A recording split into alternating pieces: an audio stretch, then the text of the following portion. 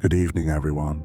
I'm Mr.NightEchoes, and I'm here to help you drift into sleep with these chilling horror stories. Before we begin, make sure to subscribe to the channel and like the video. It really helps keep the nightmares coming. I'd love to know where you're tuning in from and what time it is for you. So drop a comment below. Now find a comfortable spot, take a deep breath, and let the darkness take over. I never believed in bad vibes, not until I moved into that house.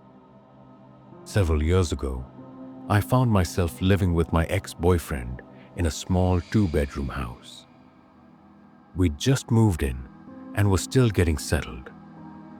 The place had an unsettling quality, like it was holding its breath, waiting for something. It wasn't just the old creaky floors or the strange cold spots we'd noticed in the hallway. There was something about the layout, something wrong.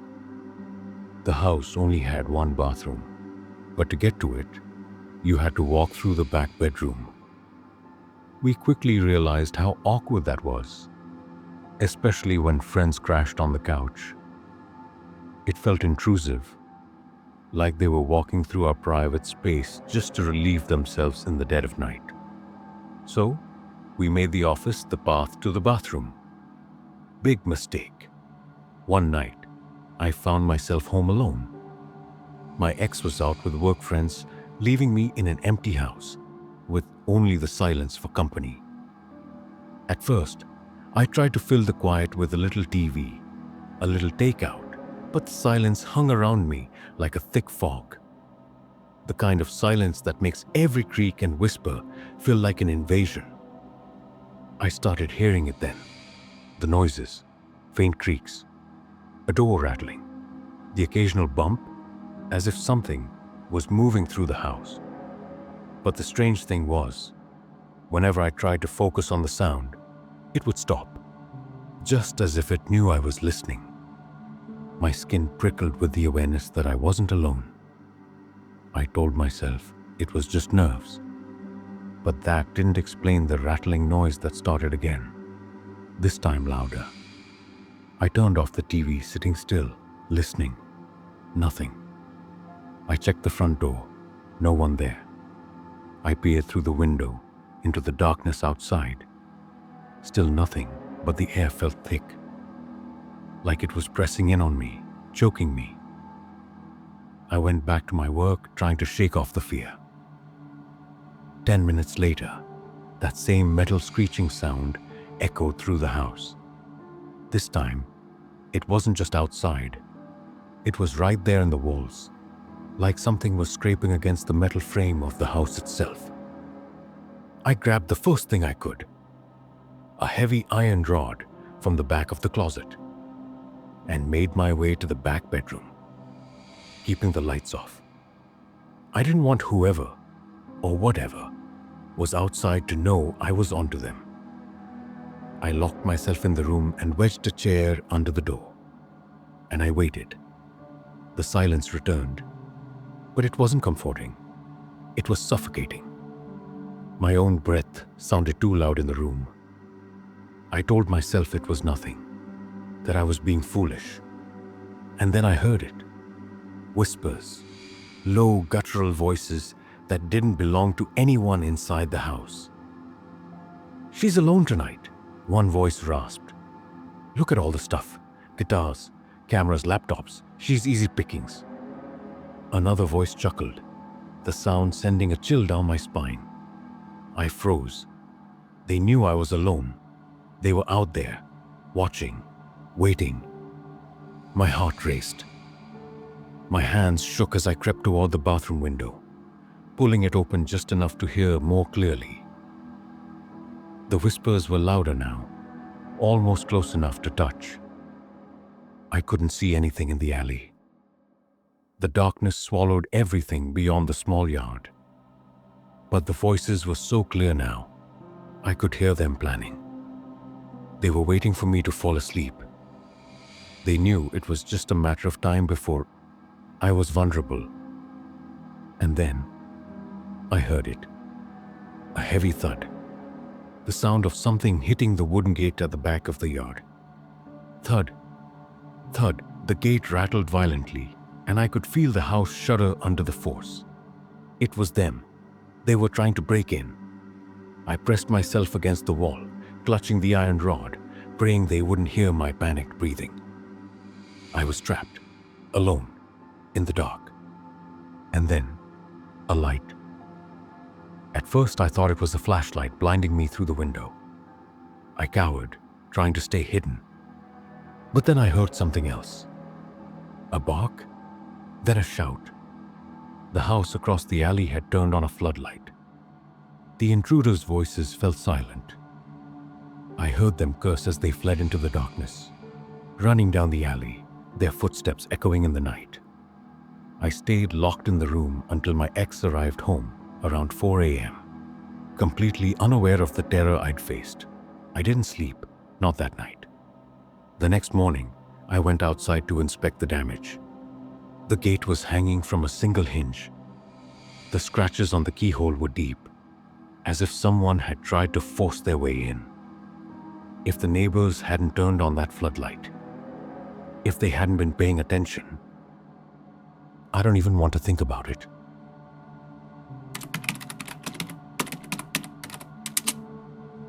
This story took place more than 20 years ago, but it's still as vivid as ever. The memories, the strange occurrences, I'll never forget them. It was a time when my life changed forever. My son was born early, at just 32 weeks. He was so tiny, only 5 pounds, and we were incredibly fortunate that he didn't face many health problems. After a month in the hospital, we were finally able to bring him home. At first, everything seemed normal, but soon after, things started to feel off. Our cat, who had always loved being in his room before he was born, suddenly refused to go anywhere near it. No matter how many times I tried to bring her back in, she would just sit outside the door, her back arched, eyes wide with fear, as though she saw something I couldn't. Even our dog, who had always been calm and friendly, would sit at the bottom of the stairs, his head tilted unnaturally, staring at the dark hallway. His eyes, they didn't blink not once.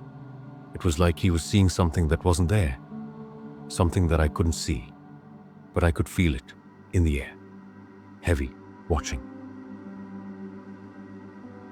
One of my friends gave my son a gift, a peekaboo big bird toy. It was a simple thing, with eyes that would light up and say peekaboo when you covered and uncovered its face. But the thing was, it would go off by itself. I'd hear it, peekaboo, in the dead of night, even though the toy had been placed at the back of the closet, hidden under layers of clothing. There was no way it could have activated on its own. Sometimes, I'd hear it in the middle of the night, the voice echoing through the dark as if it was taunting me. Peekaboo, peekaboo, with each word feeling colder than the last, and each time my heart would freeze. It felt like someone was calling me, urging me to open the door. We had a baby monitor as a gift from my parents. It was called Angel Care. It had a special pad that went under the mattress, which would set off an alarm if there was no movement detected after a certain amount of time.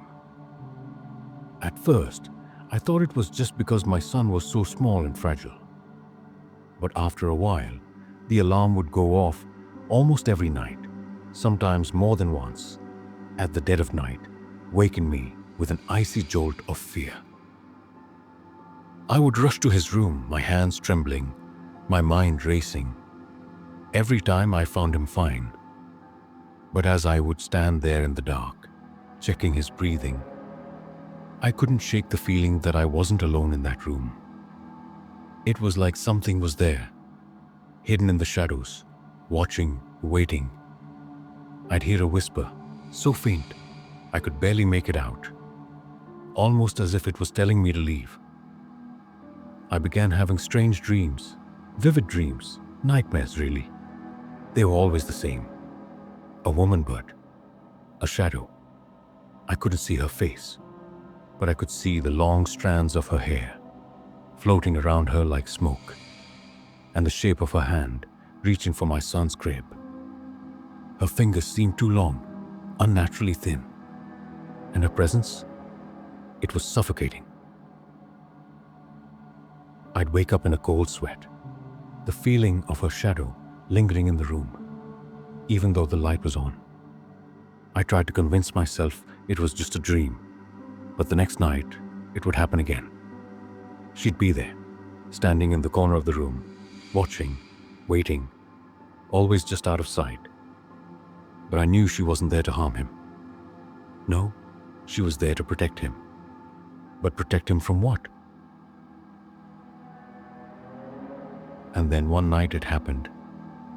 I woke up suddenly. My body jolted as if someone had grabbed me. It was a rough, insistent shake coming from the side of the bed near the door. My husband was asleep on the opposite side of the bed. He didn't touch me. But the shaking, it didn't stop. It was violent, urgent, like it was trying to get me to wake up, to move.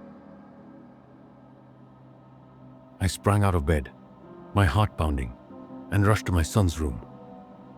The air in the hallway was so cold, like stepping into a freezer. I turned on the light in his room, something I'd never done before, not wanting to disturb him. But when I did, I heard it. A sharp, desperate gasp from the crib. My son wasn't breathing. His chest was still. I froze. I thought for a moment I had imagined it, but the panic rising in me told me otherwise. I wasn't imagining it. He wasn't breathing. Someone, something had been watching over him. I didn't think, I just acted. I startled him, made him breathe again. And he gasped. His tiny body jerking to life as the sound of his breath filled the room, breaking the silence. The strange events didn't stop immediately. The pets kept acting strange.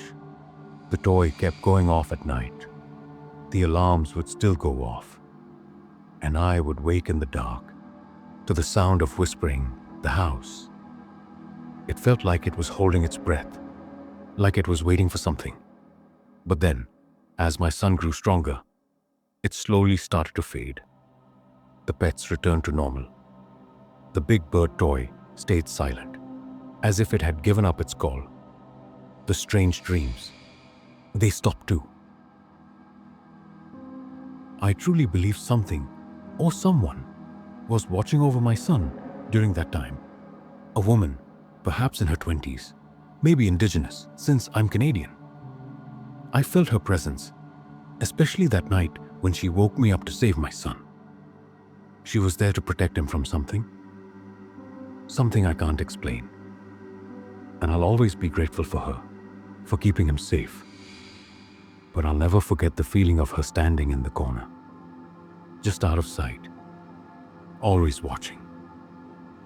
Some things can't be explained. Some experiences stay with you, haunting you, but I know what I felt. And I know someone was there, watching over us. I'll carry that with me forever.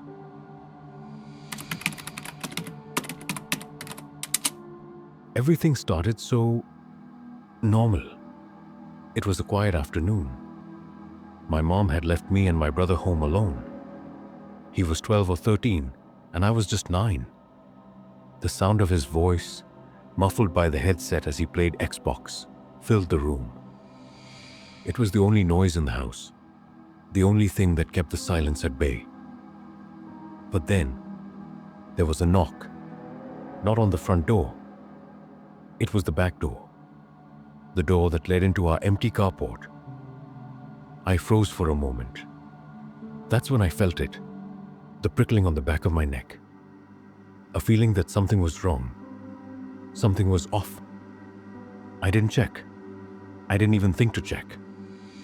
I ran to the door, excitement or fear making my heart race, and opened it wide without hesitation. And there he was, a man, a stranger, his face hidden in shadow, eyes glimmering just enough to know he wasn't here for a friendly visit. No, not at all. He didn't knock on the front door, didn't try to engage like a normal person would. No, he came to the carport. He knew no one would be there. He knew we were alone. "Are your parents home?" he asked, his voice too calm, too smooth. The words fell like ice. I should have been afraid right then. But something was worse. I didn't know why, but I was afraid of something more. Something deeper. I couldn't even speak at first, just stumbled over my words. "No, but my big brother is here." As soon as I said it, the man's hand reached toward the screen door. He started to open it, as if we were old friends, as if he had every right to come inside. But before he could, someone gripped the door from behind me. My brother. His hand shot out, grabbing the door with a force that made the man step back. He pushed past me and stepped out into the carport, his shadow now blocking the doorway. The man didn't back away right away. No, he stayed there, his gaze lingering too long. And then, as if to hide his true purpose, he said he was interested in buying the old swing set in our yard. My brother said we weren't selling it. And without another word, he turned, stepped back inside, and locked the door behind him. That was it. The door clicked shut, and the world went back to normal. Or at least, that's what I thought. But now, looking back, I can't help but feel the weight of it all. The man, he wasn't just interested in a swing set. He wasn't there to buy anything. He was there because we were alone. He was there because he knew we'd be easy.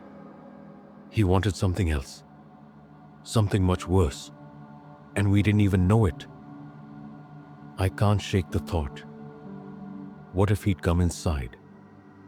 What if my brother hadn't been there? What if he'd done something else? Locked me in a room, ransacked the house, and left me behind, never to be seen again. It's unsettling, isn't it? To think that all of this could have been so much worse. That the real horror wasn't in the knock at the door, but in the what-ifs that followed. What could have happened? What could have been planned if we hadn't been so oblivious? Sometimes, the scariest thing isn't what we see, but what we don't. And I wonder, how many times do we let our guard down? How many times do we forget how easy it would be for someone to slip through that crack in the door? It was a year ago when my friend and I were just beginning our film project. We decided to look for a location to shoot, somewhere remote, something unique. After some searching, we ended up driving an hour away from our hometown to a place known for an old swinging bridge. The kind of bridge you'd see in a forgotten corner of the world, a relic of the past, barely hanging on. The bridge was over 400 feet long, 60 feet above the water. Wooden planks creaked underfoot, unstable, as though it could collapse with the next gust of wind. No one was allowed to run across it, no bikes either. Just walking. It felt ancient, like it was never meant to be used again. But it stood there, waiting. We took a few pictures, laughed at how unsettling the bridge seemed, and started walking to the other side. But halfway across, something caught our attention. Shouting, we looked over, and there she was. A woman standing on the nearby car bridge, waving her arms like she was trying to get our attention.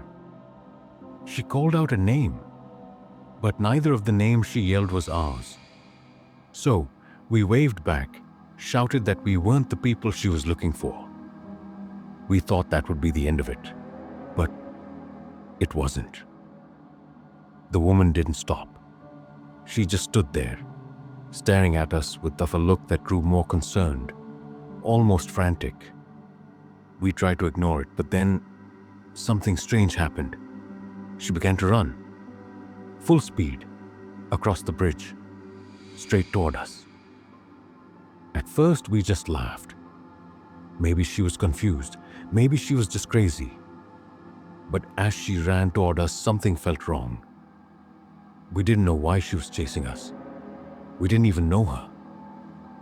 When we reached the other side, we decided to start filming near the train tracks, thinking maybe she'd given up. But then, we heard it again. That same voice, yelling from behind us. Only this time, she wasn't across the bridge. She was standing on a hill in the neighborhood. We yelled back, told her we didn't know who she was or what she wanted, but this time she didn't stop. She started running toward us again. And that's when fear began to settle in. What did she want? Why was she coming after us so urgently?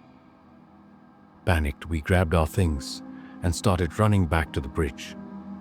We knew we weren't supposed to run across it, but there was no choice. Our instincts kicked in and we rushed across, the wooden planks swaying with every step, the tension building with each creak and groan of the old bridge. And then halfway across, I turned around. She had caught up to the start of the bridge, but then she stopped. She was standing there, holding something behind her back. I couldn't see what it was, but I knew it wasn't good. My heart raced. Why wasn't she still chasing us? What was she planning? We didn't wait to find out. We kept running, desperate to put distance between us and that woman. When we finally reached the other side, we looked back. She was still standing there, staring at us, fiddling with whatever she had in her hand. My friend pulled out her phone and started recording. As soon as the woman saw the phone, she turned around and walked away. We never found out what she wanted or why she was chasing us. We never figured out what she was holding either. Sometimes, I wonder if she needed help. It's strange though. Even after we told her over and over that we weren't the people she was looking for, she still followed us. And a week later, I couldn't shake the feeling that something was wrong. Even now, I lie awake at night, wondering what would have happened if we hadn't run. What did she want from us? And why couldn't we stop thinking about her? It was a few years ago, back when I was living with my brother in an old apartment we were renting. It was February, and the rent was due by the 5th. We didn't want to risk being late, so my brother and I went to the bank to withdraw the money. The winter air was biting cold, and as we walked home, I couldn't shake the feeling that something was off. The neighborhood was eerily quiet, too quiet, like the world had been emptied out, and we were the only ones left.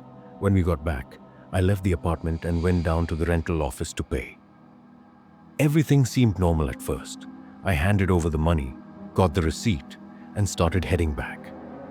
But as I stepped outside, that's when I saw him. Across the street there was a man, tall, unnaturally skinny, with his pants sagging low. He was just standing there, staring at nothing. But the moment I glanced at him, his head snapped toward me, and he started screaming. "Hey, nobody's talking to you. Nobody's thinking about you, man." His voice was raw, like it was tearing through the cold air. I froze for a second, my heart pounding. I didn't know what to do, so I just kept walking, pretending I didn't hear him. But he didn't stop. He kept shouting, his voice growing louder and more unhinged. And then he started moving. He crossed the street, not toward me, but ahead of me, and sat down on the steps of an apartment building right in my path. He just sat there, staring at me, completely silent now. But the way he looked at me, it was like he was waiting, like he knew exactly where I was going and what I was going to do. My stomach dropped. I couldn't walk past him. I just couldn't. So, I made a split-second decision and ducked around the back of the building, using the back entrance to get to my apartment. Once I was inside, I told my brother everything. He could see how shaken I was, and we both agreed to call the police.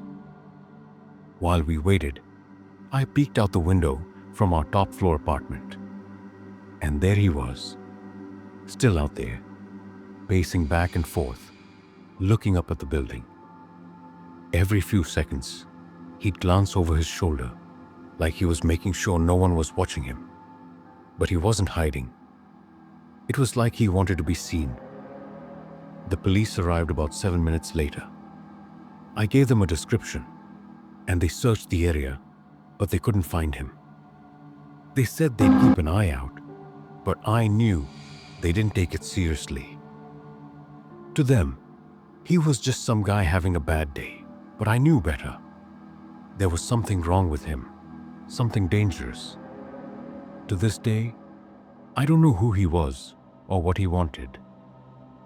But I do know this. If my apartment didn't have that back entrance, I don't think I'd be here to tell this story.